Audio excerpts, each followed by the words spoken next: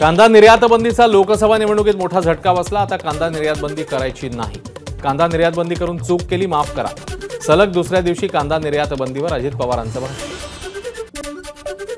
अजित पवारांनी आता माफी मागून काय फायदा? कांद्याला दर मिळवून दिला असता तर माफी मागावी लागली नसती। शरद पवार पक्षाचे प्रदेशाध्यक्ष जयंत पाटील यांचा निशाणा।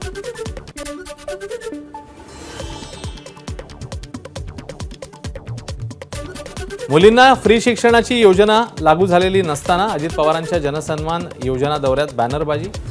शरद पवार पक्षाच्या महबूब शेख यांचा आरोप। तर बॅनरवर कर्नाटकातील मुलीचा फोटो लावून महाराष्ट्रातल्या जनतेची फसवणूक केल्याचाही आरोप। अजित पवारांच्या नाशिक दौऱ्यानंतर दिंडोरीत शरद पवार पक्षाने गुलाबी पाण्याने धुतले रस्ते। अजित पवार आणि मंत्री गुलाबी बसमधून फिरतात, घोषणा करतात, मात्र काम होत नाही असं म्हणत शरद पवार पक्षाकडून निषेध। छत्रपती संभाजीनगरात बच्चू कडूंच्या आक्रोश मोर्चाला सुरुवात। 35 अटींसह पोलिसांची आक्रोश मोर्चाला परवानगी। आक्रोश मोर्चामध्ये शेतकरी, शेतमजूर, दिव्यांग सहभागी। अमित शहा यांचा 3 दिवसीय महाराष्ट्र दौरा। 16, 17, 18 ऑगस्टला शहा महाराष्ट्र दौऱ्यावर। भाजप पदाधिकाऱ्यांशी विभागवार चर्चा करणार। मराठवाडा दौऱ्यानंतर राज ठाकरे 20 ऑगस्ट पासून विदर्भ दौऱ्यावर। नागपूर ते बुलढाणा सर्व जिल्ह्यांचा करणार दौरा।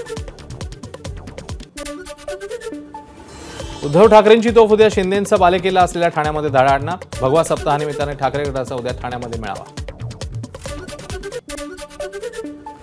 मुंबईत 16 ऑगस्टला तिन्ही पक्षांचा मेळावा, तर महाविकास आघाडीसाठी राहुल गांधींना मुंबईत येण्याचं निमंत्रण। संजय राऊत यांची माहिती।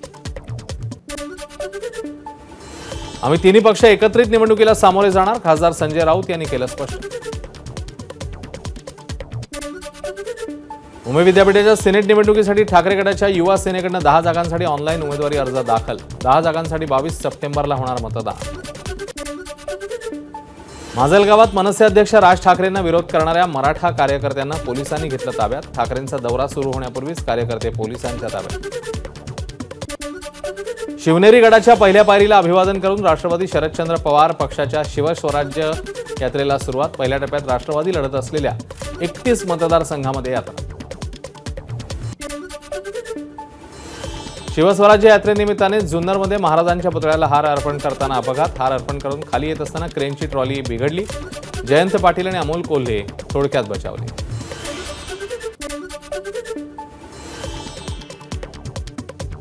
आमची शिवस्वराज्य यात्रा म्हणजे कोणताही इव्हेंट नाही। आमच्या यात्रेला जनसामान्यांचा पाठिंबा। प्रदेशाध्यक्ष जयंत पाटील यांची प्रतिक्रिया। शिवसेना नेते शरद सोनवणेंनी घेतली जयंत पाटलांची भेट। जय हिंद महाविद्यालयात दोघांची भेट। शरद सोनवणे तुतारी फुंकणार का याकडे लक्ष। नांदेडमधील काँग्रेसच्या 3 पैकी 2 आमदारांचे उमेदवारीसाठी पक्षश्रेष्ठींकडे अर्ज। केवळ आमदार जितेश अंतापूरकर यांनी उमेदवारी न मागितल्यानं ते भाजपच्या वाटेवर असल्याची चर्चा। महाविकास आघाडीमध्ये मुख्यमंत्री पदावरून वाद नाहीत, मात्र मतदारसंघांवरून आहेत। ते सुटल्यावरच मुख्यमंत्रीपद निश्चित होईल। मंत्री धनंजय मुंडेंची महाविकास आघाडीवर सडकून टीका। पूजा खेडकर प्रकरणाची पुढची सुनावणी 12 ऑगस्टला। अटकपूर्व जामिनासाठी पूजा खेडकरकडून दिल्ली उच्च न्यायालयात अर्ज। पूजा खेडकरचे वडील दिलीप खेडकरांविरोधात गुन्हा। सरकारी कामकाजात अडथळा आणल्याच्या तक्रारीनंतर पुण्यातल्या बंड गार्डन पोलीस ठाण्यात गुन्ह्याची नोंद। सोलापुरात काही शिक्षकांकडे बनावट दिव्यांग प्रमाणपत्र असल्याचा माहिती अधिकार कार्यकर्ते अनिल देशपांडेंचा आरोप। सर्व दिव्यांग प्रमाणपत्र धारक शिक्षकांच्या चौकशीची केली मागणी। सेवानिवृत्तीनंतर हक्काच्या वेतनासाठी दिव्यांग शिक्षकांकडे मंत्रालयात मागितली लाच। काहीही झालं तरी लाच देणार नाही, दिव्यांग शिक्षकांचा निर्धार। 15 ऑगस्टला वृद्ध शिक्षक काळे कपडे घालून मंत्रालयाकडे जाणार।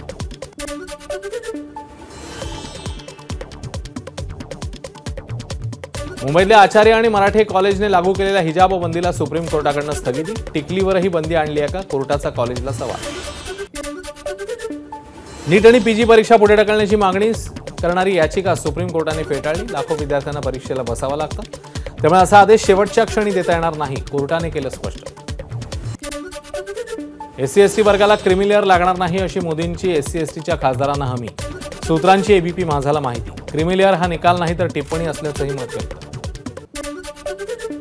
नवी मुंबईतील विविध प्रश्नांसाठी भाजप आमदार गणेश नाईक यांची मुख्यमंत्री शिंदे यांच्यासोबत बैठक। शहरातील मोकळे भूखंड सिडकोला विकू न देण्याची मागणी। कोल्हापुरातील केशवराव भोसले नाट्यगृहाबरोबर खासबाग मैदानाचं व्यासपीठही आगीमध्ये जळून खाक। राजर्षी शाहू महाराजांनी उभा केलेला ऐतिहासिक सांस्कृतिक ठेवा आगीमध्ये उद्ध्वस्त। कोल्हापूरच्या केशवराव भोसले नाट्यगृहाला लागलेल्या आगीच्या सखोल चौकशीचे मुख्यमंत्र्यांचे निर्देश, तर नाट्यगृहाच्या पुनर्बांधणीसाठी 10 कोटींच्या मदतीची घोषणा। नंदुरबार जिल्ह्यामध्ये आदिवासी दिनानिमित्ताने रॅलीमध्ये मोठ्या संख्येने आदिवासी बांधव सहभागी। जागतिक आदिवासी दिनानिमित्ताने मंत्री दादा भुसेंनी धरला आदिवासी गाण्यांवर ठेका। मालेगावात आयोजित शोभायात्रेत दादा भुसे सहभागी। आदिवासी विद्यार्थी आणि समाजसेवकांचा केला गौरव। जागतिक आदिवासी दिनानिमित्ताने आमदार संतोष बांगर यांचं आदिवासी बांधवांसोबत नृत्य। यावेळी मोठ्या प्रमाणात आदिवासी बांधवांची उपस्थिती। पालघर जिल्ह्यात जागतिक आदिवासी दिनाचा जल्लोष, ठिकठिकाणी पारंपरिक वेशभूषेमध्ये मिरवणुकीचं आयोजन। शिवसेना आमदार श्रीनिवास वनगा यांचं आदिवासी नृत्यावर ठेका।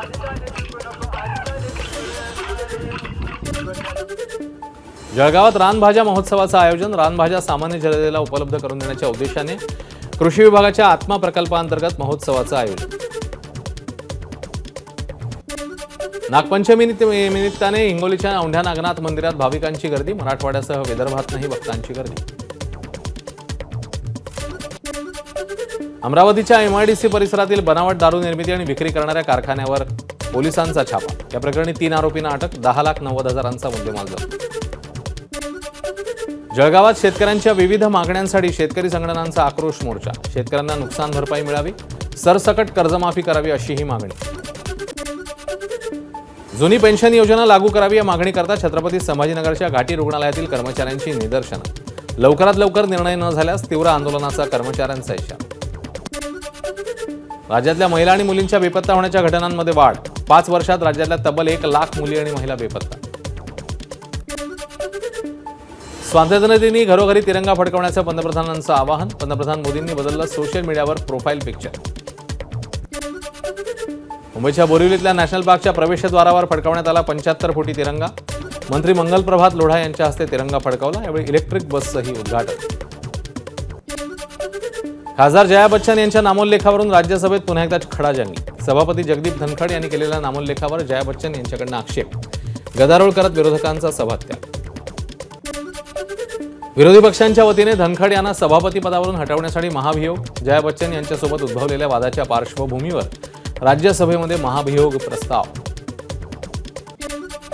ऑलिम्पिकमध्ये भालाफेकपटू नीरज चोप्राने पटकावलं रौप्य पदक। पंतप्रधान मोदींची फोनवरून नीरज चोप्रासोबत बातचीत। फोनवरून मोदींनी केलं नीरज चोप्राचं अभिनंदन। पुणे आयसिस मॉड्यूलमधील दहशतवादी रिझवान अलीला बेड्या। दिल्ली पोलिसांच्या स्पेशल सेलकडून आयसिस दहशतवादी अटकेत। दिल्लीच्या दरियागंज भागात राहत होता रिझवान अली। मनीष सिसोदिया यांना 17 महिन्यानंतर सुप्रीम कोर्टाकडून जामीन। ईडीकडून खटला सुरू करण्यास उशीर होतोय म्हणत जामीन मंजूर। सिक्कीमच्या सोरेंगमध्ये भूकंपाचे धक्के। 4.4 रिश्टर स्केल भूकंप झाल्याची राष्ट्रीय भूकंप विज्ञान केंद्राची माहिती। आठवड्याच्या शेवटच्या दिवशी सेन्सेक्स 819.69 अंकाच्या वाढीसह 79,705.91 वर बंद। निफ्टीही 250.50 अंकांनी वाढून 24,367.50 वर झाला बंद। निफ्टी निर्देशांकात सप्टेंबरमध्ये होणार बदल। बंधन बँकेची जागा कॅनरा बँक घेण्याची शक्यता। यासह टाटाची रिटेल फर्म ट्रेड लिमिटेड आणि सरकारची भेल निफ्टी 50 मध्ये सहभागी होऊ शकतात। LTI माइंडट्री आणि डिव्हिज लॅबोरेटरीज निफ्टीतनं बाहेर पडणार। किरण राव दिग्दर्शित लापता लेडीज आता सर्वोच्च न्यायालयात दाखवला जाणार। निर्माता आमिर खानसह स्वतः किरण रावही स्क्रीनिंगला उपस्थित राहणार असून उपस्थितांशी संवाद साधणार। ABP माझा, उघडा डोळे बघा नीट।